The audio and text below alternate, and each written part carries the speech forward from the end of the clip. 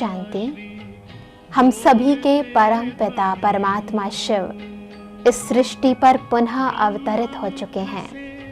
अधिक जानकारी के लिए प्रजापिता ब्रह्मा कुमारी ईश्वरीय विश्वविद्यालय के नजदीकी सेवा केंद्र से संपर्क करें। ओम शांति।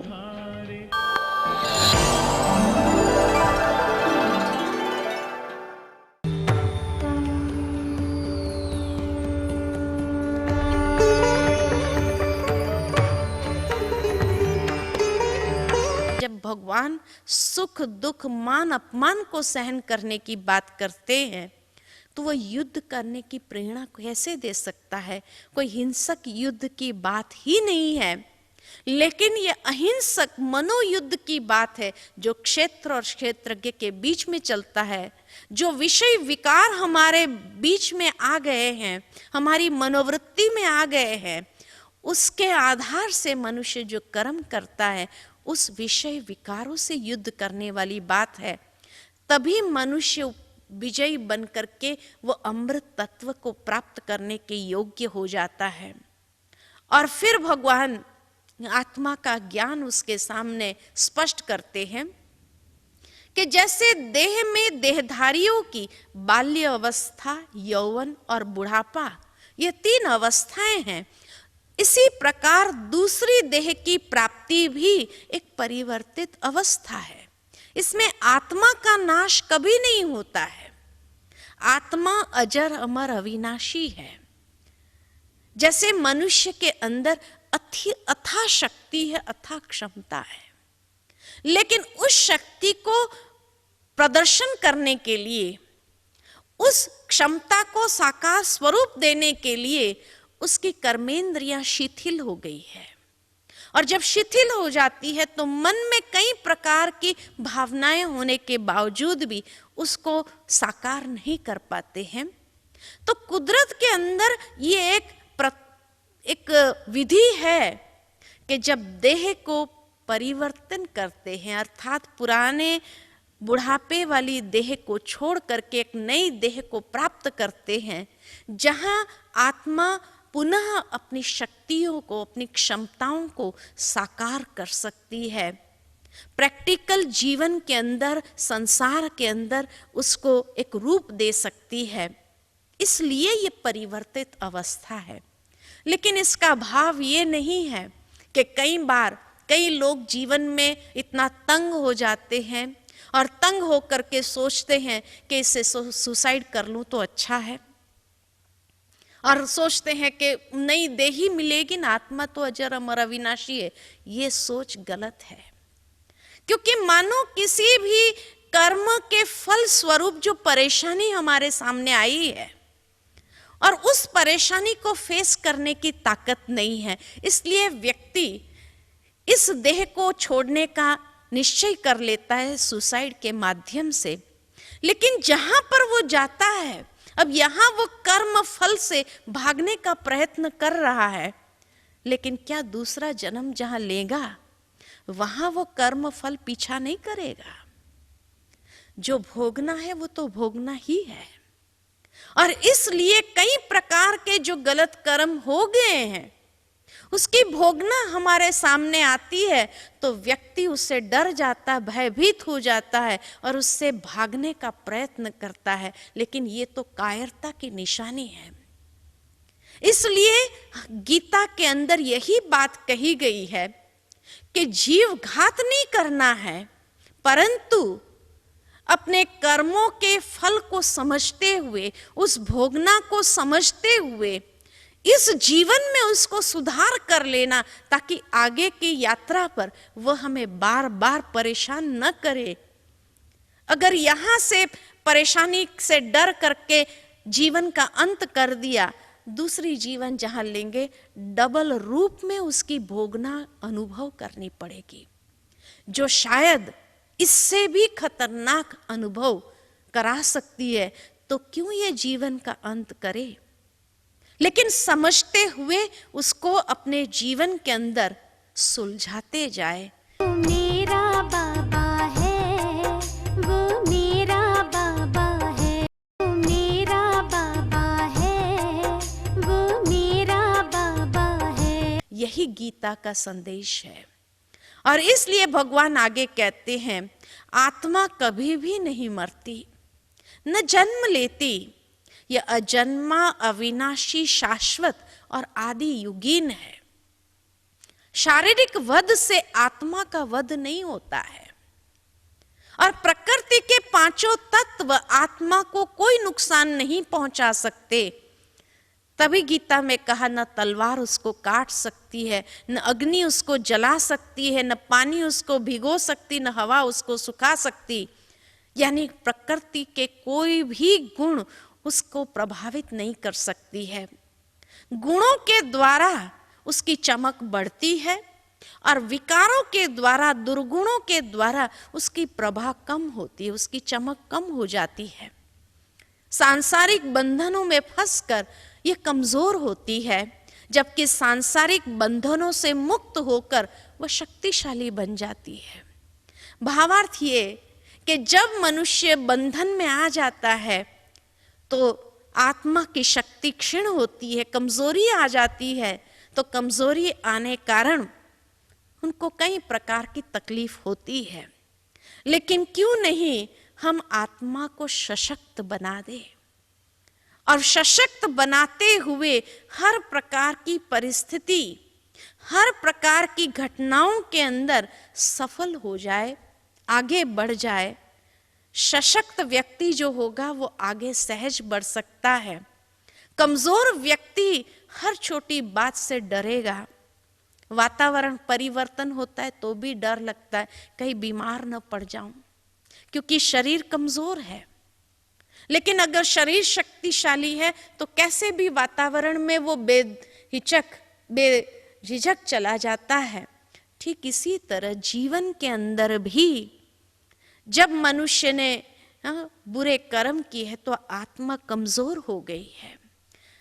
आध्यात्मिकता के माध्यम से ही आत्मा को सशक्त बनाना है, और जब आध्यात्मिकता के द्वारा आत्मा को सशक्त बना देते हैं तब कई प्रकार से हम सहज सफल हो जाते हैं इस जीवन के अंदर। और फिर भगवान उसको और अच्छे तरीके से समझाते हैं कि जैसे व्यक्ति नए वस्त्र को धारण करने के लिए पुराने वस्त्रों का त्याग करता है, कितनी खुशी होती है पुराने वस्त्र को छोड़ करके नए वस्त्र को धारण करने की। वैसे ही आत्मा भी नया शरीर धारण करने से पहले पुरानी देह को त्याग करती है।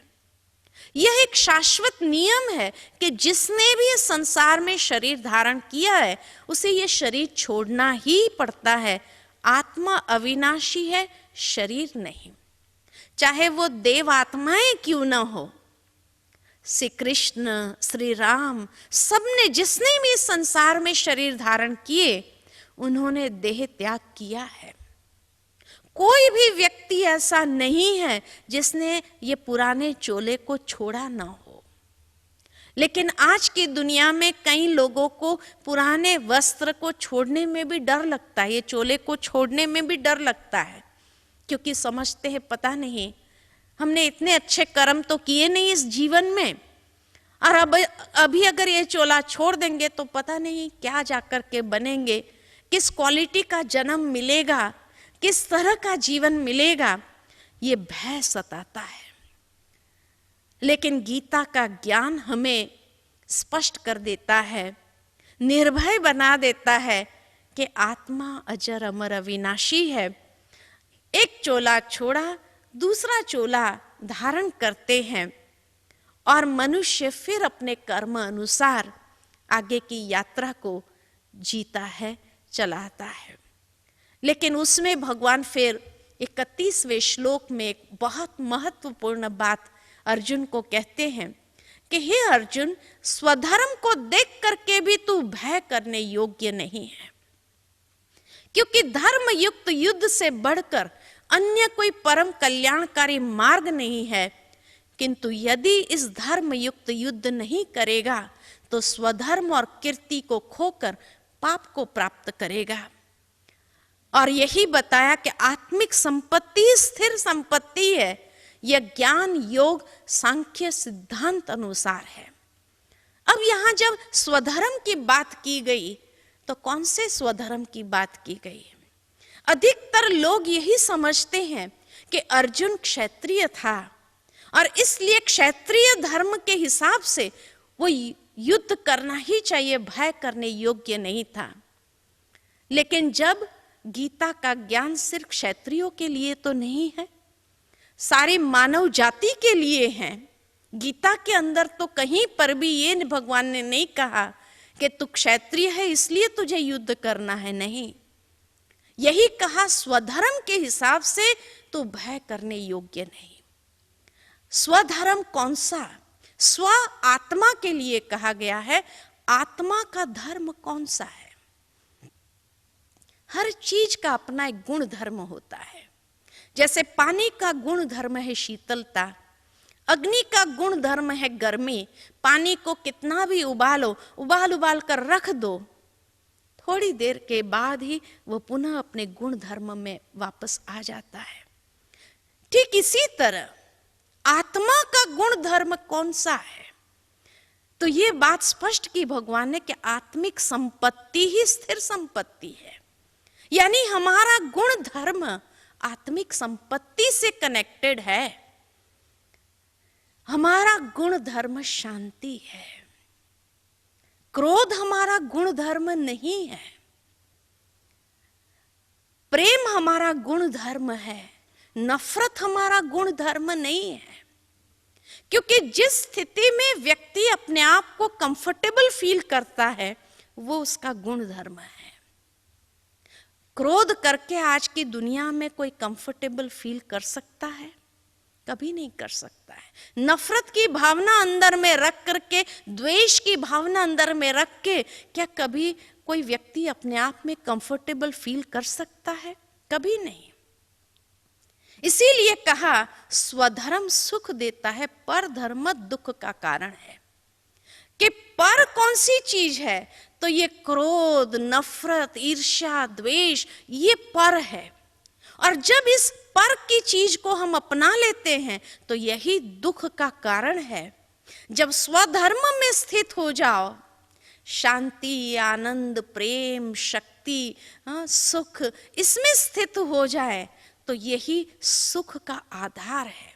और यही स्वधर्म की बात भगवान ने अर्जुन को की है। आत्मा का ज्ञान हम जानते हैं सभी कि शरीर और आत्मा जब ये दोनों का योग होता है तो जीवन होता है।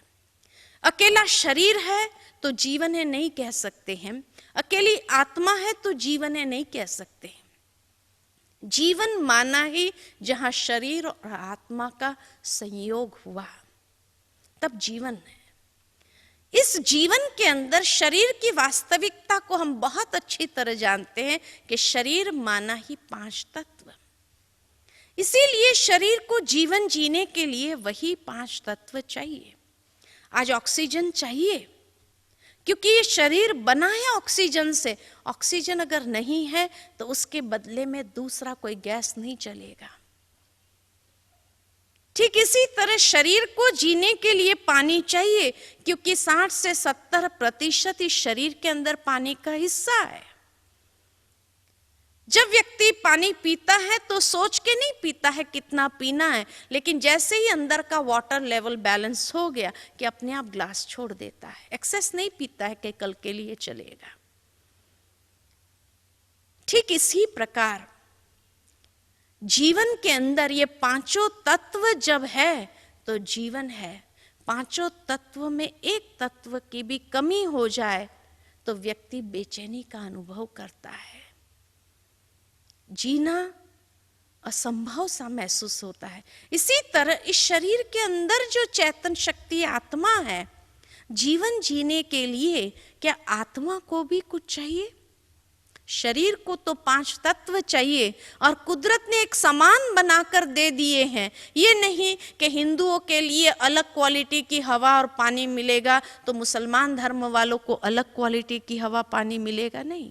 संसार में सभी प्राणी मात्र के लिए कुदरत ने एक समान 5 तत्व बना के दिए हैं। वो मेरा बाबा है, वो मेरा बाबा है, वो मेरा बाबा है,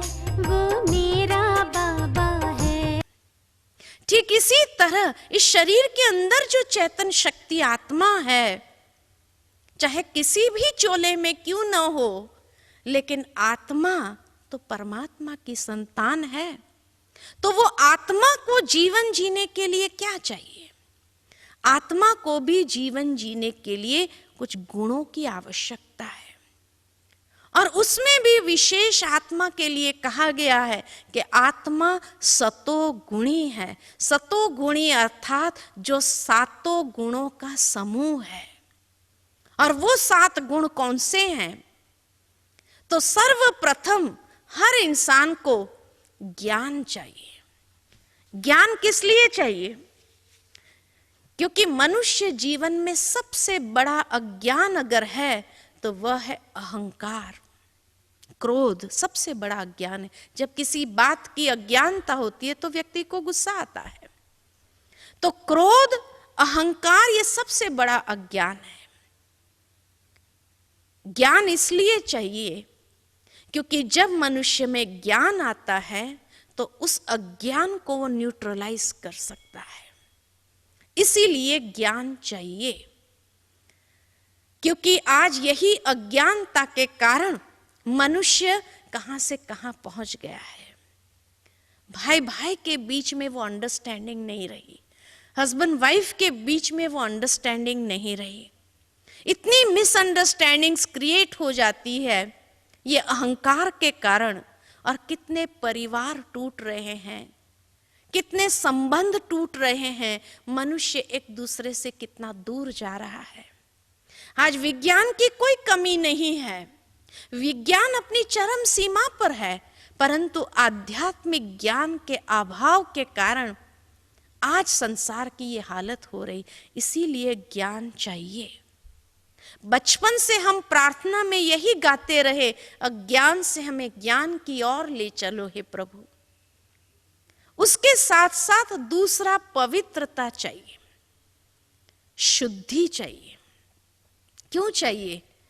क्योंकि अगर एक उदाहरण दूं कि आज एक व्यक्ति दूसरे व्यक्ति के साथ उसका बहुत अच्छा संबंध है, लेकिन कुछ समय के बाद देखो वो एक दूसरे से दूर हो गए।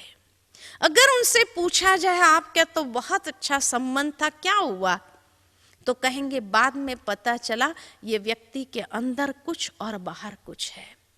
बाहर से बड़ी सफाई वाली बातें कर रहा था, लेकिन अंदर में उसका मन मैला था। हमें अच्छा नहीं लगा तो हम दूर हो गए। तो इंसान को अच्छा कहाँ लगता है?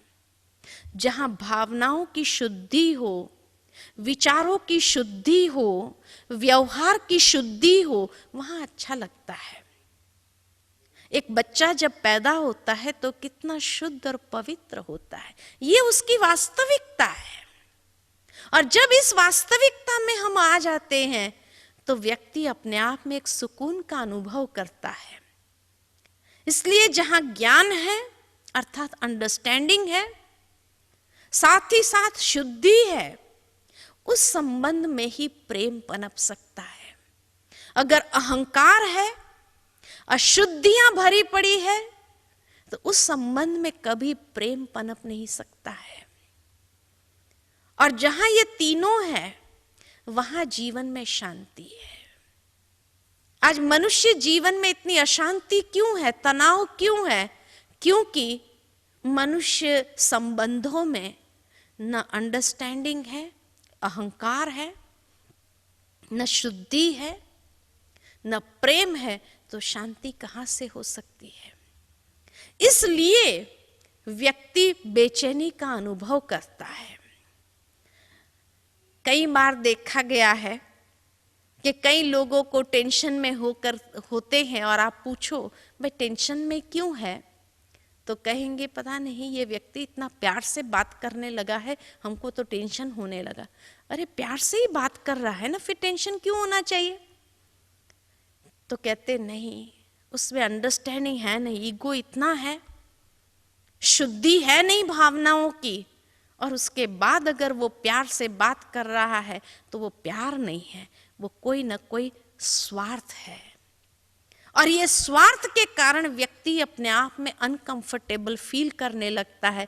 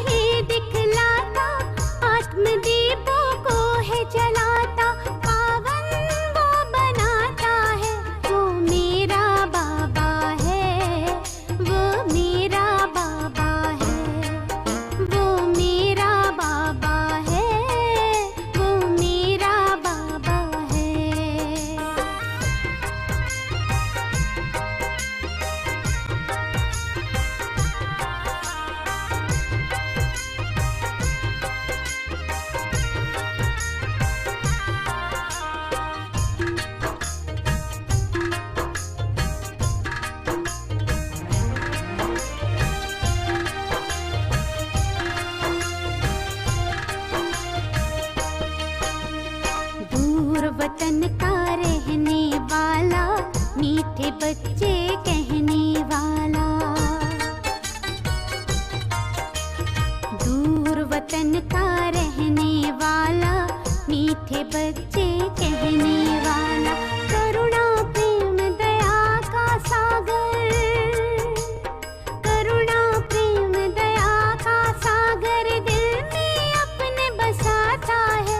वो मेरा बाबा है, वो मेरा बाबा है, वो मेरा बाबा है, वो मेरा बाबा है।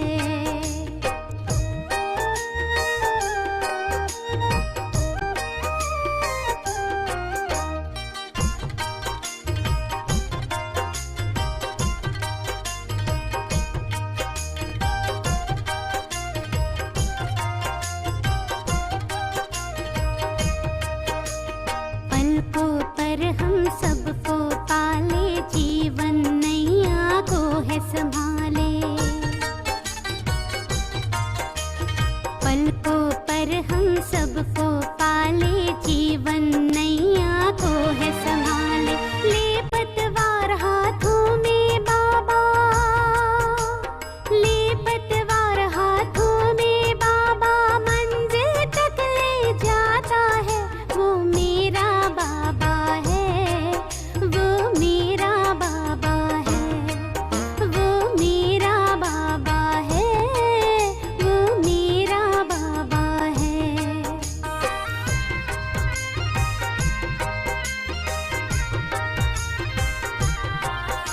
हम सभी के परम पिता परमात्मा शिव इस सृष्टि पर पुनः अवतरित हो चुके हैं। अधिक जानकारी के लिए अपने नज़दीकी प्रजापिता ब्रह्मा कुमारी ईश्वरीय विश्वविद्यालय के सेवा केंद्र से संपर्क करें। ओम शांति। मेरे परम पिता परमात्मा, मेरे परम पिता परमात्मा, सदा शिव निराकार। परम पिता परमात्मा, सदा शिव निराकार। ओ आनंद के सागर, तेरी महिमा अपरंपार, महिमा अपरंपार, तेरी महिमा अपरंपार।